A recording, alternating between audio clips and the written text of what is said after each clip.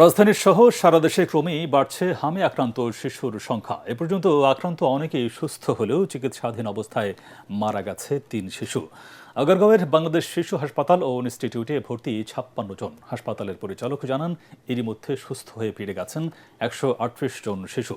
জ্বর হলেই আতঙ্কিত না হয়ে কাছের হাসপাতালে নিয়ে যাবার পরামর্শ তাদের। বিস্তারিত জেমস হামিমের রিপোর্টে।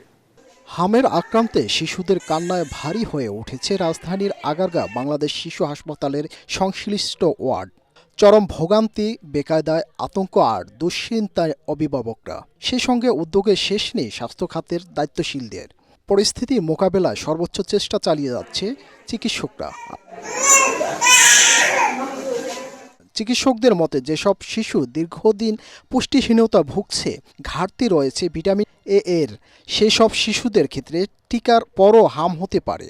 জ্বর হলে আতঙ্কিত না হয়ে হাসপাতালে নিয়ে আসার পরামর্শ তাদের। আমার বাচ্চাদের জ্বর হয় না, তাকে ঘর থেকে বের করবো না, কিন্তু জ্বর হতে পারে, হাম হতে পারে বলে আমার কাজ বন্ধ রাখবো, তা যাতে না হয় সতর্ক থাকবো এবং চিকিৎসকের পরামর্শ নেব। এদিকে বিভিন্ন জেলা হামের সংক্রমণ ছড়িয়ে পড়েছে ব্যাপক হারে। হামের উপসর্গ নিয়ে চট্টগ্রাম চিকিৎসাধীন রয়েছে ৫৫ জন শিশু।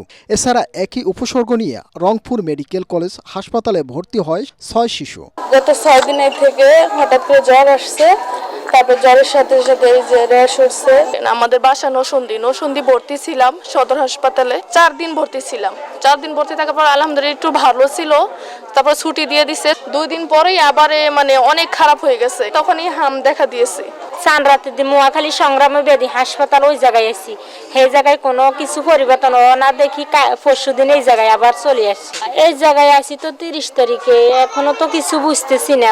গায়ে জ্বর, আজকে যাই ডোজ ব্যবহার করছি না, গায়ে জ্বর একটু হালকা কমছে। হামের প্রাদুর্ভাব নিয়ে অভিভাবকদের সতর্ক থাকার পরামর্শ দিয়েছেন চিকিৎসকরা।